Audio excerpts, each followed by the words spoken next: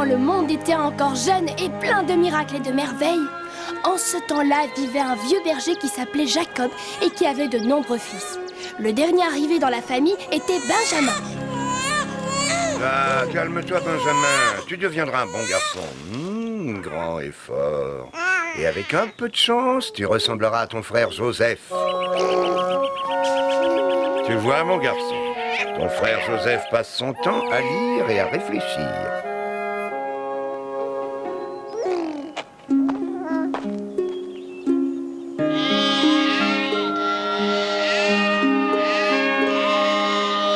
Je me demande bien pourquoi mes autres fils mettent autant de temps pour ramasser le blé, Joseph. Pardon, vous m'avez parlé, père? Veux-tu te rendre sur place et t'assurer qu'ils font bien leur travail? Oui, père, tout de suite.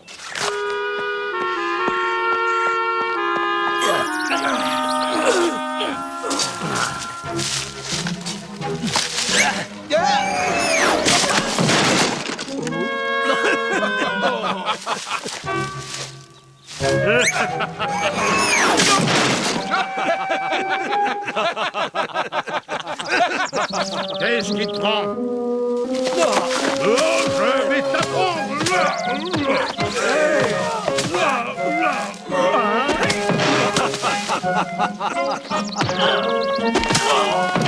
Tiens, voilà pour toi! Qu'est-ce que vous fabriquez? Je vais t'apprendre, moi! Oh, le petit espion de notre père!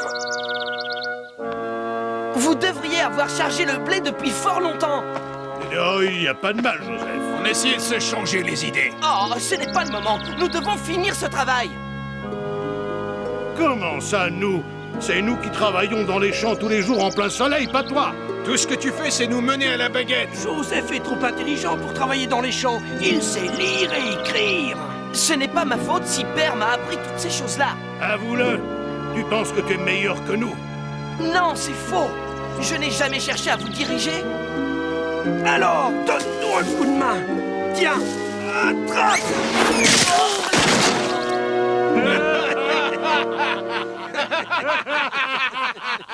Vous ne ririez pas autant si vous saviez ce que j'ai rêvé la nuit dernière.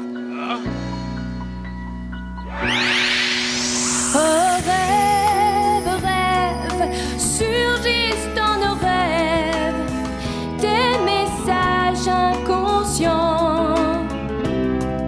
Les signes qu'ils recèlent ne sont pas évidents, mais Joseph a la clé de nos songes importants.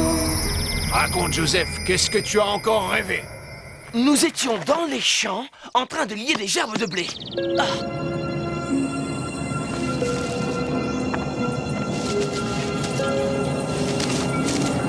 Quand tout à coup, ma gerbe de blé se dressa et elle partit dans les airs.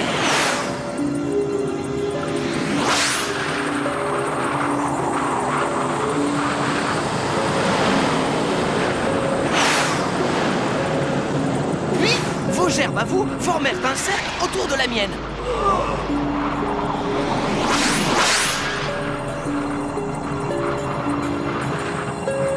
Et elles se prosternèrent devant elle.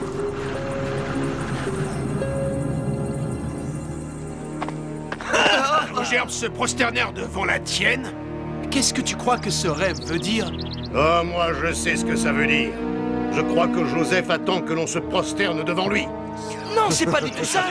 Oh, Il pense vraiment qu'il est meilleur que nous. Une bonne petite leçon lui remettrait peut-être les idées en place.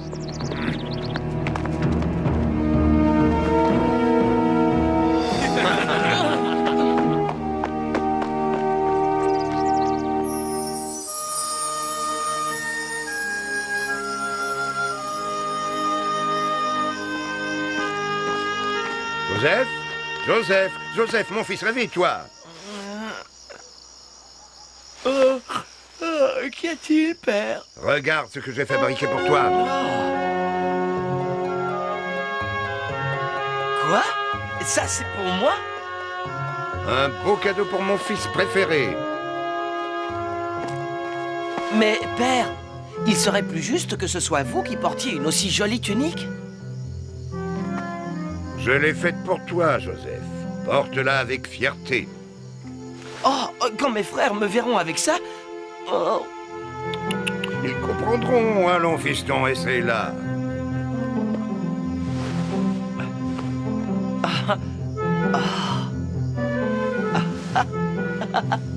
On dirait un jeune prince. j'ai encore fait un autre rêve, père. Rêves surgissent dans nos rêves, des messages inconscients. Les signes qu'ils recèlent ne sont pas évidents, mais Joseph a la clé de vos songes importants. Joseph a la clé de vos songes importants. Ah oui, je vois. Raconte-le-moi. Les signes qu'ils recèlent ne sont pas évidents, mais Joseph a la clé de vos songes importants. Il faisait nuit et il y avait 11 étoiles dans le ciel. Soudain, le soleil apparut, mais il faisait toujours noir. Alors les étoiles ont encerclé le soleil et elles se sont prosternées devant lui. Tes rêves sont des dons de Dieu, mon garçon. Prends garde à la façon dont tu les utilises. Je ferai attention. Tes frères sont descendus à Dothan faire paître le troupeau. Je veux que tu ailles jeter un œil sur eux.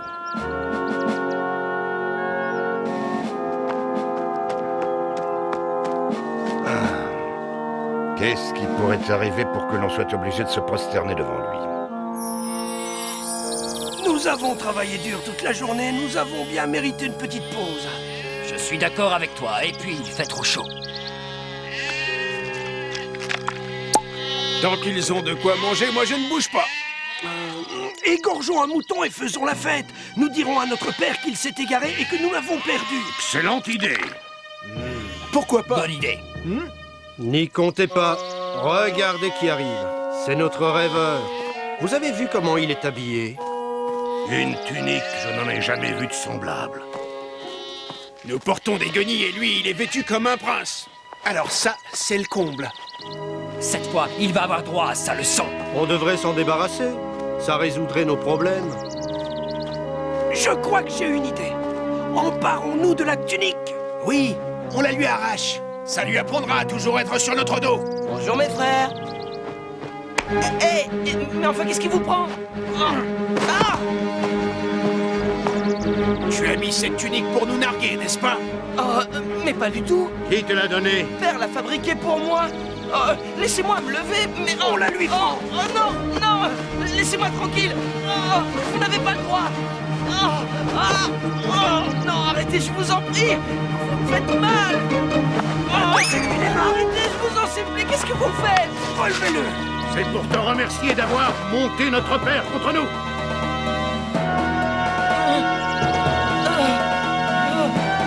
Jetons-le dans ce puits. Non, je vous en supplie. Non. Fonce! Allez, au fond du puits!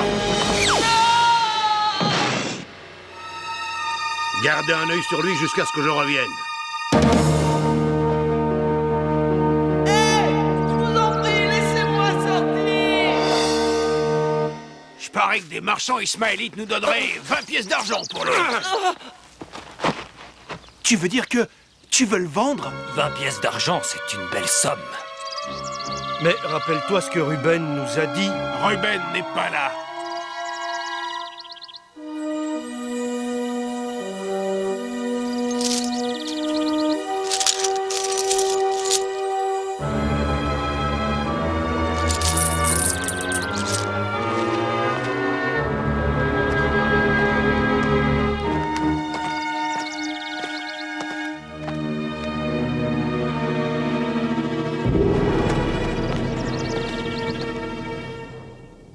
Hein? Et les gars, où est passé Joseph? Eh bien, répondez, où est-il? Nous l'avons vendu à un marchand ismaélite. Quoi? Pour 20 pièces d'argent? Nous devons le récupérer. Ah, c'est trop tard, Ruben. Les Ismaélites sont partis depuis longtemps. Mais enfin, qu'est-ce que nous allons dire à notre père? Nous trouverons quelque chose.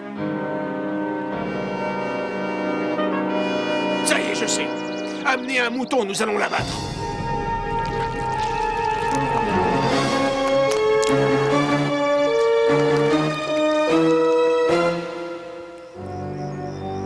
Père.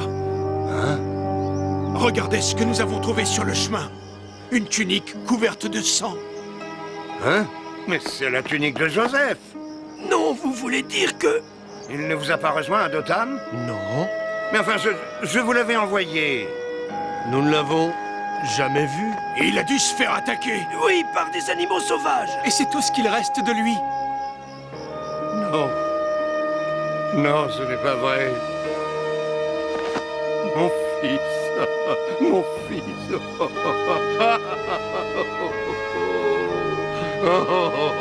Non.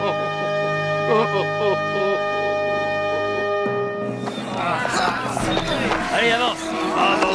Allez. Allez, dépêchons-nous.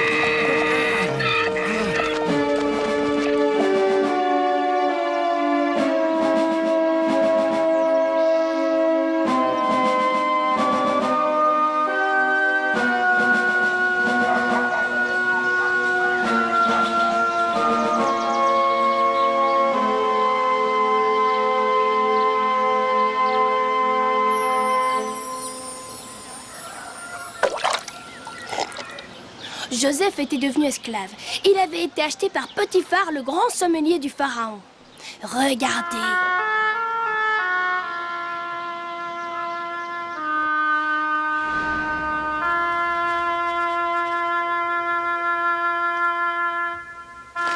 Grâce à toi, Joseph, ma maison est en ordre pour la première fois depuis 10 ans. Je suis heureux de voir que mon travail vous satisfait, maître. Je suis plus que satisfait, Joseph. Tu es plus brillant que les autres, tu comprends vite, tu sais lire et écrire. C'est mon père qui m'a enseigné tout ça. Je sens que je peux te faire confiance. Dis-moi, crois-tu que ça irait si tu avais plus de responsabilités? Oui, maître.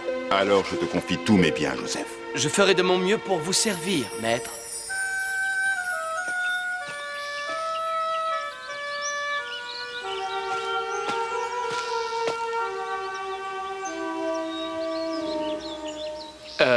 Que puis-je faire pour vous être utile, maîtresse? Eh bien, voilà, j'aurais besoin que quelqu'un vienne m'aider dans mon appartement privé. Dans votre appartement? Tu n'as pas peur de te retrouver seule avec moi, n'est-ce pas? Alors suis-moi.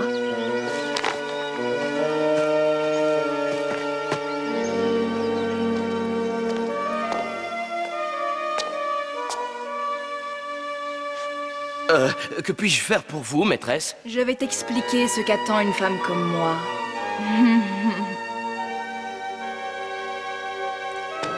Cela fait un petit moment déjà que je t'ai repéré, Joseph. Et je crois aussi que tu n'es pas insensible à mon charme. Tu n'as pas à avoir honte, tu sais. Tu peux avouer que tu as envie de moi. Non, je crois que je devrais retourner travailler. Oh, c'est de mon mari que tu as peur. Sache que je l'ai envoyé faire une course. Il ne devrait pas revenir avant quelques heures. Je ne veux pas vous offenser, mais il faut vraiment que j'y aille. Ne me trouves-tu pas séduisante, Joseph? Si, bien sûr, mais... Embrasse-moi. Je ne peux pas.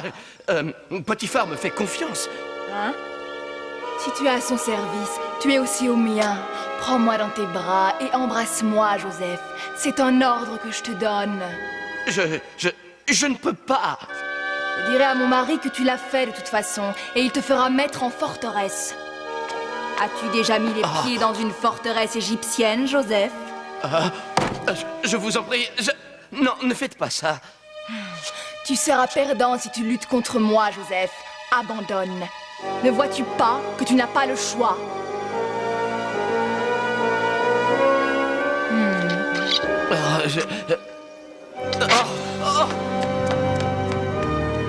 Ça, tu vas me le payer. Aussitôt dit, la femme de Potiphar mit sa menace à exécution et fit jeter Joseph en prison. Mais Joseph était un prisonnier exemplaire et très vite, son comportement lui fit gagner le poste de surveillant. J'ai fait un rêve très étrange la nuit dernière. J'étais dans les jardins du pharaon et je m'occupais d'une vigne à 3 sarments sur le cep.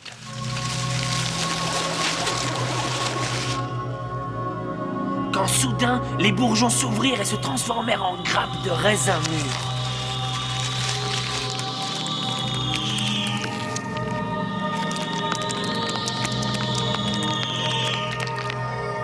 Alors je saisis les grappes et je les pressai au-dessus de la coupe du pharaon et je remis le jus sacré à sa majesté.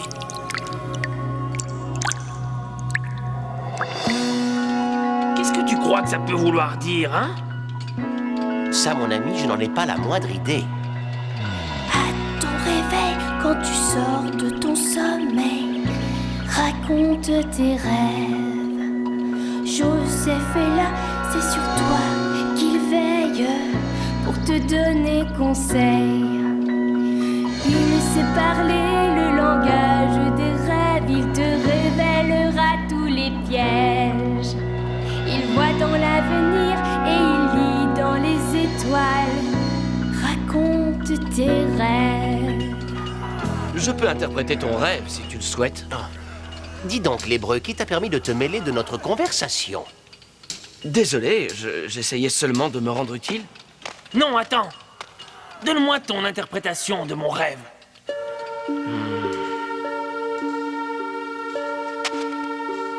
Les 3 sarments de la vigne représentent 3 jours.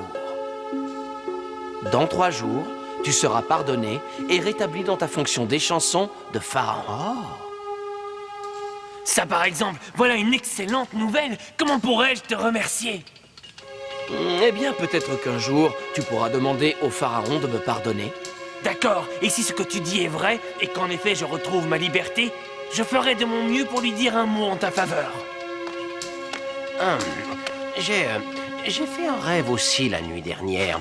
Tu pourrais aussi me dire ce que tu en penses? Je t'écoute. Alors voilà, j'avais 3 corbeilles de pain sur la tête. De pain et de pâtisserie pour le pharaon. Quand des oiseaux ont foncé sur moi et mangé tout ce que j'avais dans mes corbeilles. Les 3 corbeilles dans ton rêve représentent aussi 3 jours. Mais je crains que la nouvelle ne soit pas bonne. Oh, tant pis, dis-moi.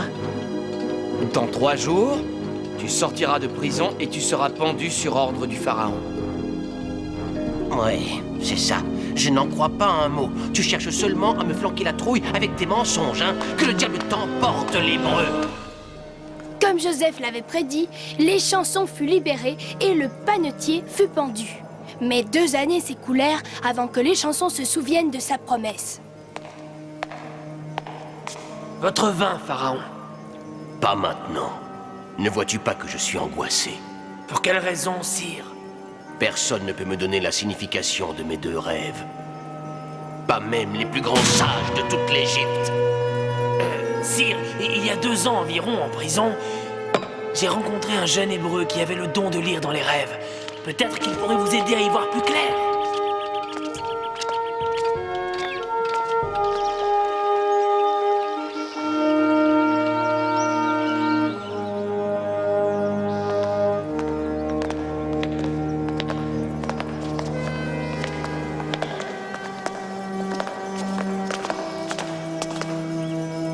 Je compte sur toi, jeune hébreu.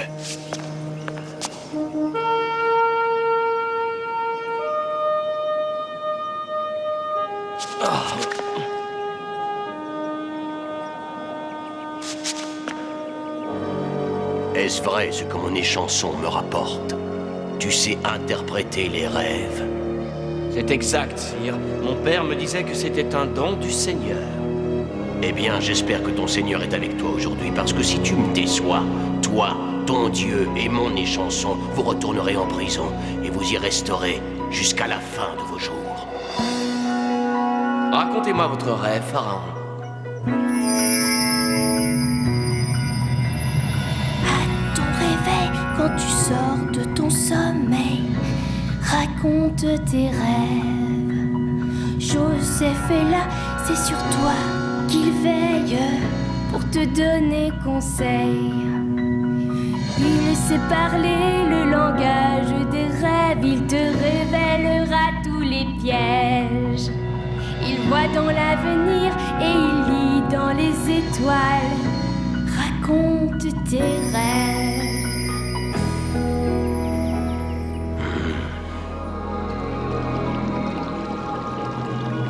J'étais debout sur la rive du Nil, quand 7 vaches bien en chair et belles en forme sortirent de l'eau. Tandis que les vaches broutaient dans les fourrés, 7 autres vaches, maigres et très vilaines de forme, comme je n'en ai jamais vu sortir aussi du Nil.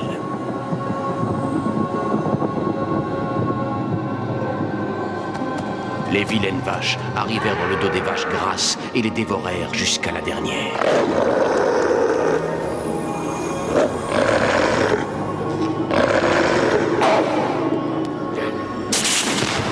Puis j'ai eu ce songe, cet épi d'une seule tige qui sortait du sol, gonflé, doré et appétissant comme jamais je n'en avais vu. Tandis que je les observais, cet épi durci, grêle et brûlé par le soleil, germèrent près d'eux et dévorèrent les 7 bons épis.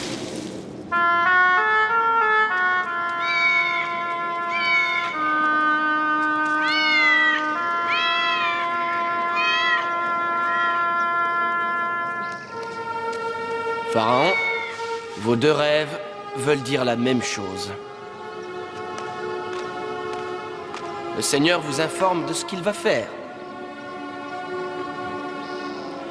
Les 7 vaches grasses et les 7 épis dorés et gonflés signifient 7 années de grande abondance. Les 7 vilaines vaches ainsi que les 7 épis brûlés signifient 7 années de grande famine.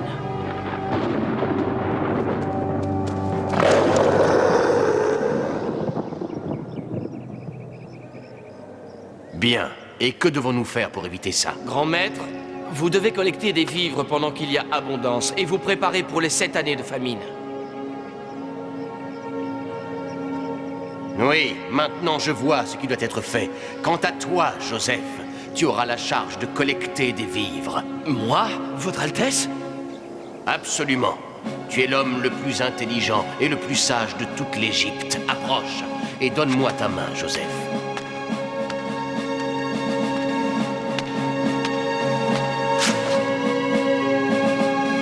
Cette chevalière est le symbole de ta nouvelle nomination en tant que haut gouverneur d'Égypte. Après moi, tu seras l'homme le plus puissant de tout le pays. C'est un véritable honneur, sire.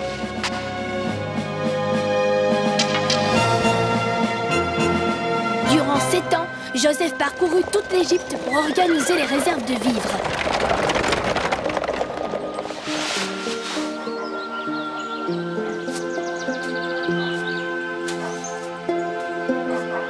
Puis un jour, la famine survint, mais grâce à Joseph, l'Égypte s'était préparée. Mais au pays de Canaan, les gens souffraient de la faim. Descendez en Égypte et achetez des vivres pour notre village. C'est notre seule chance si nous voulons survivre. Benjamin, lui, restera avec moi.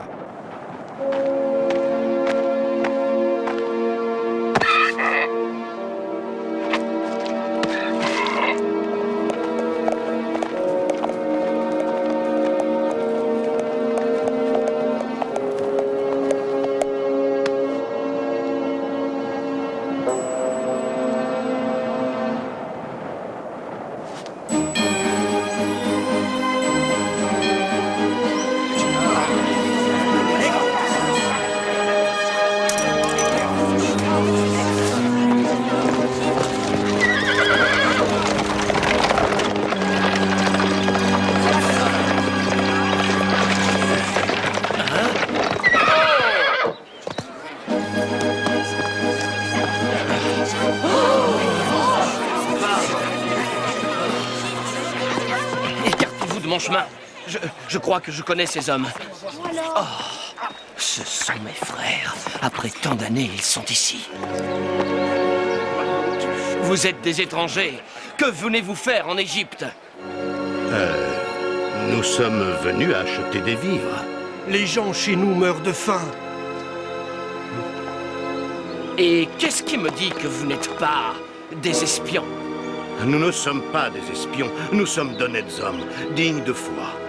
Comment vous prouvez que c'est la vérité? Est-ce que vous avez encore d'autres frères? Un plus jeune, oui, qui est resté au pays. L'un d'entre vous va s'en retourner et me ramener ce jeune frère. Mais monseigneur, notre père ne le laissera jamais partir. Il doit y avoir un autre moyen, je vous en prie. Garde, veuillez escorter ces espions jusque dans leur cellule. Dépêchez-vous. Mais nous ne sommes pas des espions.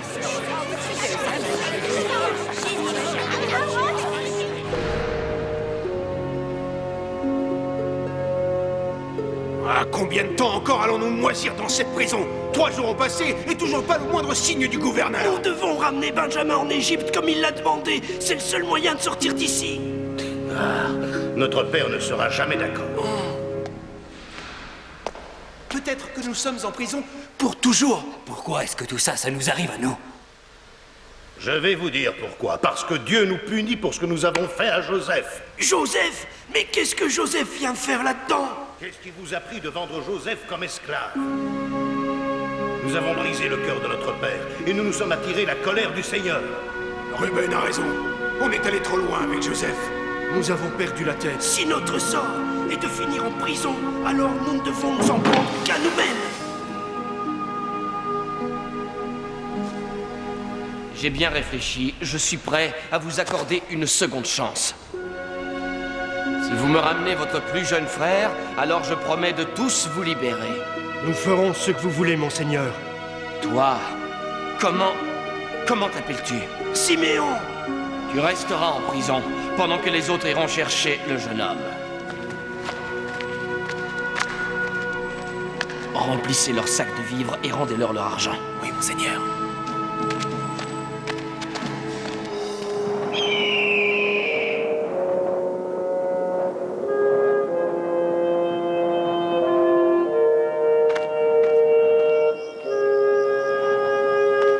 Père, nous devons emmener Benjamin en Égypte. Regardez, quelqu'un nous a rendu notre argent. Tu es sûr que c'est le nôtre? Certain. Quel mauvais tour Dieu nous joue-t-il encore? Oh, pourquoi est-ce que tout s'acharne contre moi? Père, je serai responsable de Benjamin. Si nous ne le ramenons pas à la maison sain et sauf, vous pouvez me prendre mes 2 fils. Non, je ne prendrai pas le moindre risque avec Benjamin. Je te rappelle que j'ai déjà perdu Joseph.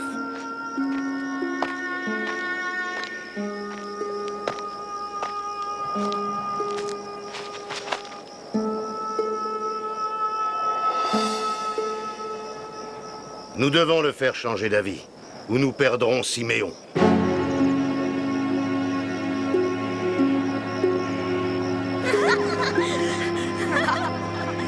Nous n'avons plus de grain. Nous avons vidé les derniers sacs. Père, écoutez, nous devons retourner en Égypte avec Benjamin. C'est notre seul espoir. Pensez au pauvre Siméon. Et puis, nous avons besoin de l'Égypte. C'est notre seule source d'approvisionnement.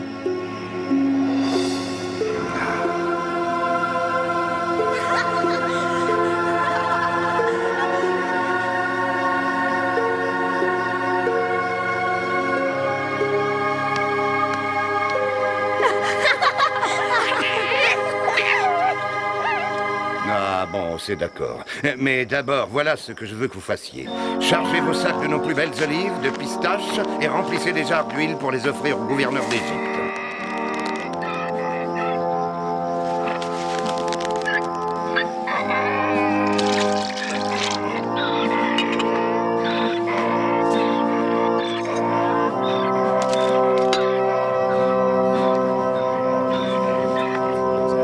Et prenez une seconde somme d'argent. Rendez l'argent qui nous a été restitué et achetez d'autres sacs de blé. Et je compte sur vous pour qu'il n'arrive rien à Benjamin, ou je mourrai le cœur rempli de chagrin.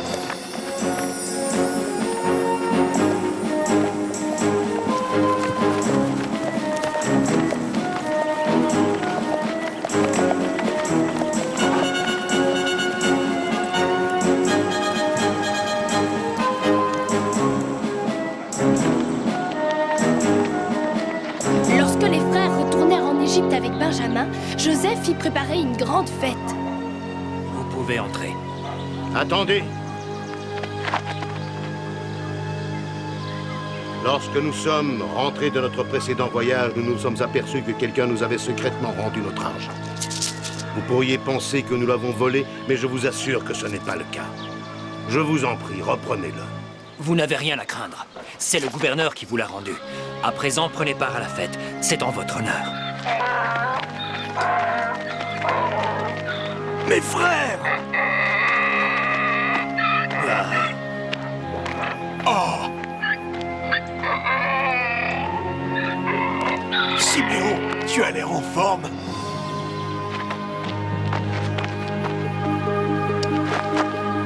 J'espère que mes hommes vous ont reçu correctement.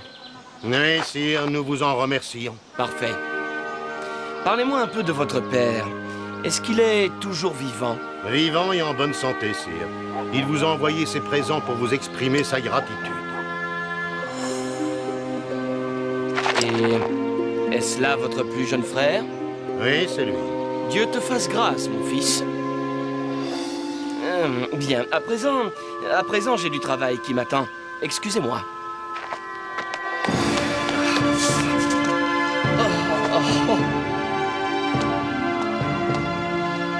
Joseph, mon époux, que se passe-t-il? C'est à cause de mes frères. Il serait peut-être temps de leur dire qui tu es. Oh, oui, je le ferai quand le moment sera venu. Mais les voir ici, après toutes ces années, ça me bouleverse. Est-ce que tu leur as pardonné ce qu'ils t'ont fait? Oui. Oh, je crois que oui.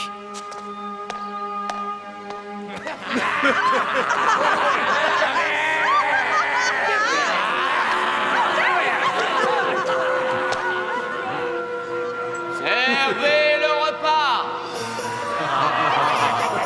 Il y eut une grande fête, et Joseph fit en sorte que Benjamin soit le mieux servi de tous.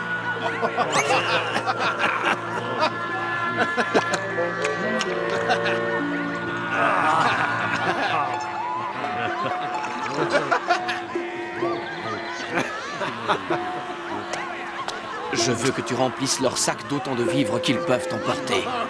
Et que tu leur rendes leur argent.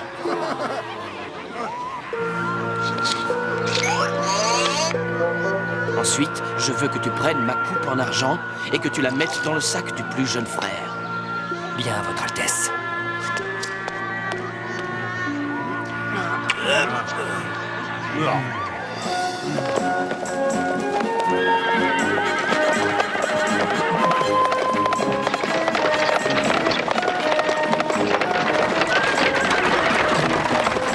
Regardez, le majordome du gouverneur essaye de nous rattraper.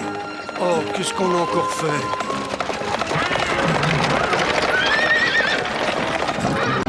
Quelqu'un a volé la coupe en argent de mon maître. Désolé, mais ce n'est pas nous. Pourquoi remercierions-nous la gentillesse de votre maître en lui volant ses biens? Si vous êtes innocent, vous ne verriez pas d'inconvénient à ce que je vérifie vos sacs. Fouillez partout où il vous plaira.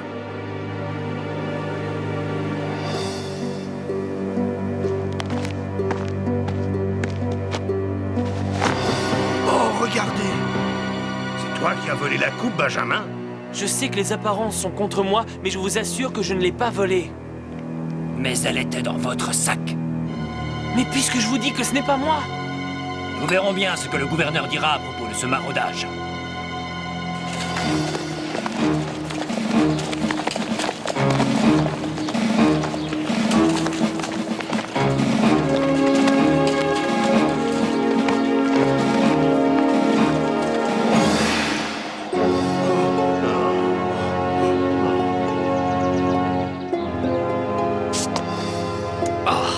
Après tout ce que j'ai fait pour vous, messieurs, c'est ainsi que vous me remerciez. Je ne sais pas quoi dire, monseigneur. Comment pourrions-nous réparer cette méprise? Benjamin a commis la faute. Par conséquent, il sera condamné à rester ici et deviendra mon esclave. Quant aux autres, vous pouvez rentrer chez vous. Je vous en supplie, monseigneur, ne nous enlevez pas, Benjamin. Cela briserait le cœur de notre père. Pourquoi devrais-je être clément envers un voleur? Nous avons fait de notre mieux pour vous satisfaire. Nous vous avons restitué l'argent et nous vous avons amené notre jeune frère. Notre père a déjà perdu un fils. Et s'il venait à perdre Benjamin, il ne le supporterait pas. Je vous en supplie, mon seigneur. Prenez-moi comme esclave à la place du garçon.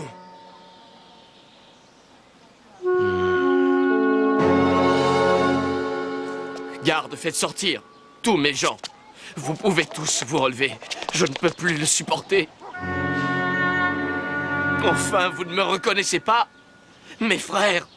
Comment ça, vous reconnaître? C'est moi, Joseph. Joseph? Mais... c'est impossible. C'est pourtant la vérité. Je suis le frère que vous avez vendu comme esclave. Oh, Benjamin, la dernière fois que je t'ai vu, tu n'étais encore qu'un bébé.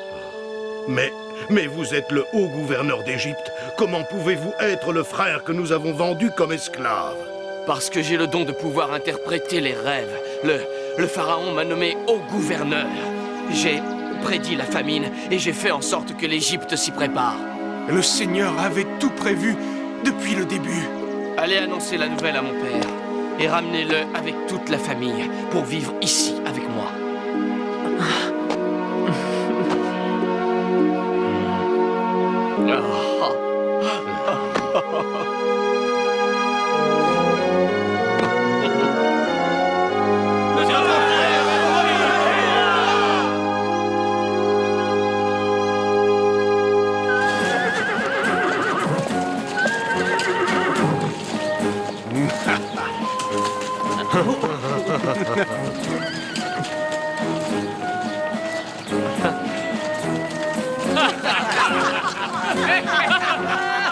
Les frères rentrèrent au pays avec de nombreux cadeaux.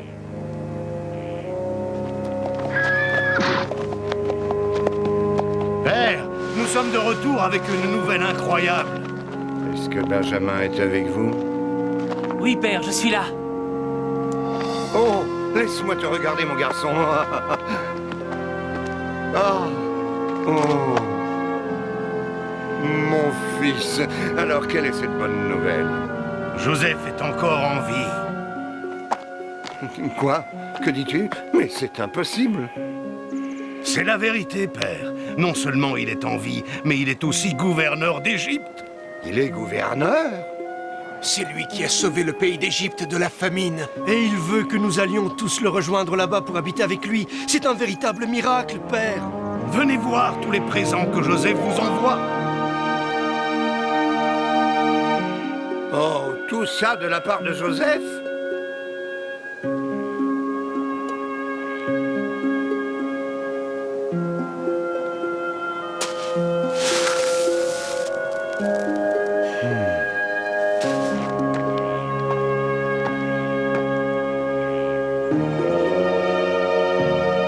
Joseph est vivant!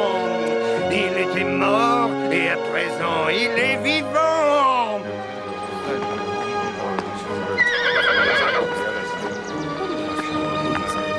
Je veux que vous veilliez à ce que Père ait tous les plus grands délices d'Égypte pour agrémenter son voyage. Comptez sur moi, monsieur.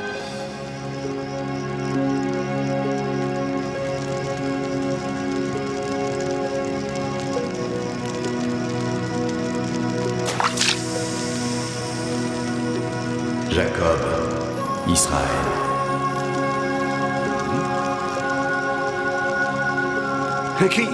Qui m'appelle? Dieu, le Dieu de ton grand-père Abraham et de ton père Isaac. Ne doute pas de tes fils, Jacob. Joseph t'attend en Égypte. Tu iras à Goshen, et vous serez enfin réunis. Là-bas, je ferai de ton peuple une grande nation d'Israël. Et un jour, je te ferai remonter dans ton pays. Va maintenant, et que la paix soit avec toi jusqu'à la fin de tes jours.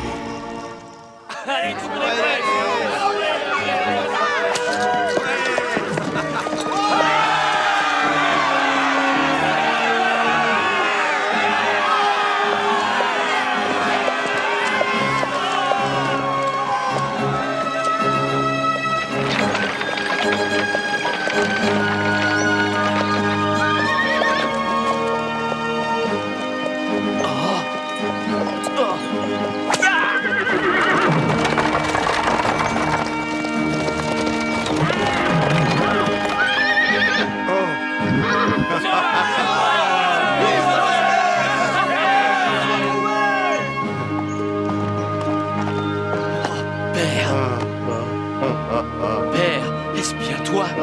Oui, t'inquiète pas. Oui, c'est merveilleux.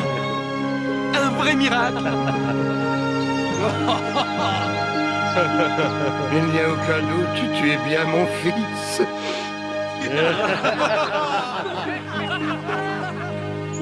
Après tant d'années, Joseph retrouva enfin l'homme qui lui avait donné le courage de diriger une grande nation et de sauver le monde de la famine.